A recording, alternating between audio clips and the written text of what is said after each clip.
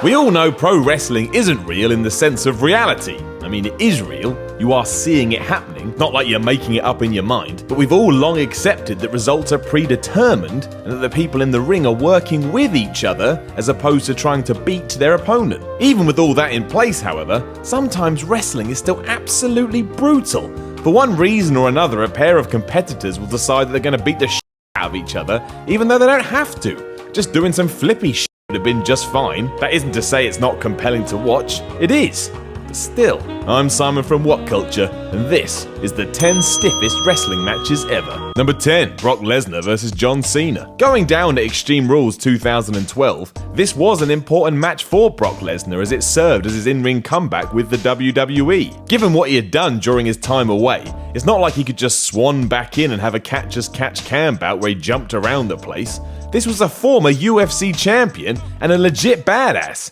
Getting that across was imperative. That's why the Beast and John Cena just decided to beat the hooey out of each other when they came face to face.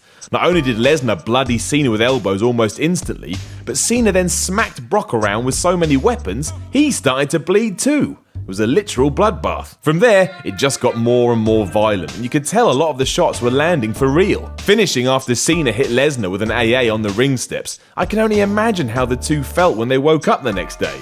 In pain, I would guess.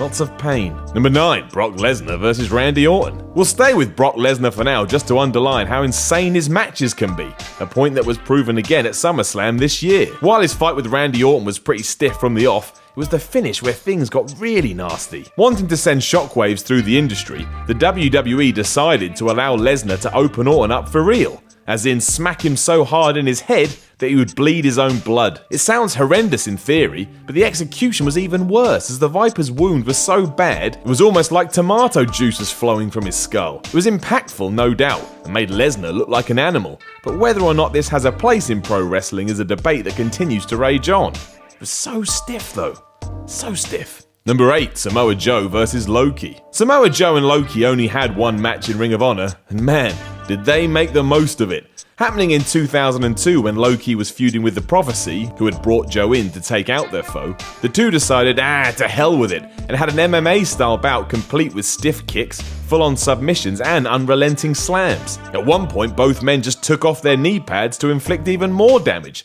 and the end came after Loki had battered Joe's head so much that he was able to get the victory. It was definitely an attempt at bringing Japan's style of wrestling to the US indie scene, and in that sense, it was a huge success. That doesn't mean it wasn't stiff as all hell though.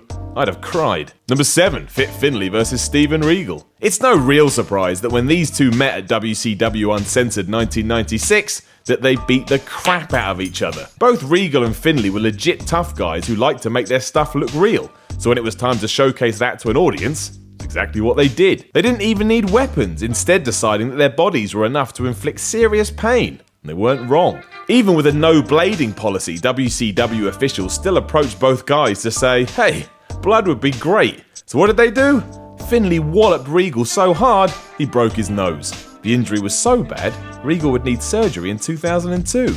Madness. Number 6, Katsuyori Shibata vs Tomohiro Ishii. When you watch Shibata and Ishii go at it during the G1 Climax tournament in 2013, you kinda wanna go up to them and whisper in their ears, hey guys, calm down. It's not real. It's fake. Genuinely two of the stiffest wrestlers in the world, the match opened with Shibata just kicking Ishii's face in. That wasn't a worked kick either, he just pulled back and smacked him straight in the face. Wrestling! From there, it was strike central as both men tried to see how hard they could hit each other without knocking the other guy out. For about 7 minutes there was pretty much no wrestling, it was just forearms and kicks. Then they decided to just hit each other's spines for a while. Because why not? Above all else though, the highlight, for lack of a better term, came when the headbutt trading started. While you can kinda be safe with a kick, you can't with a headbutt, especially when said headbutt is just a couple of skulls crashing together. It was genuinely dangerous, and who knows what long-term effects it could have. It's just nuts. Number 5, Vader vs Ken Shamrock. I doubt anyone thought that In Your House Cold Day in Hell would feature Ken Shamrock and Vader just deciding to beat the snot out of each other. But that's the beauty of pro wrestling. Just never know. Given that Vader always hit hard and that Ken Shamrock was a former UFC champion, well, Kinda makes sense. Shamrock broke Vader's nose, he was so stiff, and he got so bad, the Masked Man actually asked him to lighten up. When he didn't, Vader decided to respond in kind and gave Kenny Boy a lariat that was so devastating, I don't know how he ever got back to his feet. He actually tries to take his head off. Well, it looks that way anyhow. Shamrock would win the match, but in terms of wounds the next day, they both lost. Number 4. Takeshi Morishima versus Bryan Danielson. There's a reason Bryan Danielson had a history of concussions, and it's mostly because of his hard-hitting style he perfected on the independent circuit. There are few better examples than his match with Morishima in Ring of Honor in 2007. While Danielson was 10 inches shorter and 100 pounds lighter than his opponent, he still decided to prove he could hit just as hard. This meant Morishima lit up Danielson with strikes, and then Danielson retaliated with kicks and submissions without ever putting on the brakes. It got so bad though, that the man from Japan detached Bryan's retina. He smacked him so hard with a lariat. That basically means his eye fell out. Well, no, it doesn't. But it's still terrible. This feud would continue over the years, including one match that ended when the American Dragon got DQ'd for repeatedly stomping on Morishima's crotch. So that's the thing. Number 3, Vader versus Stan Hansen. The year was 1990. The federation was New Japan. The competitors were Vader and Stan Hansen.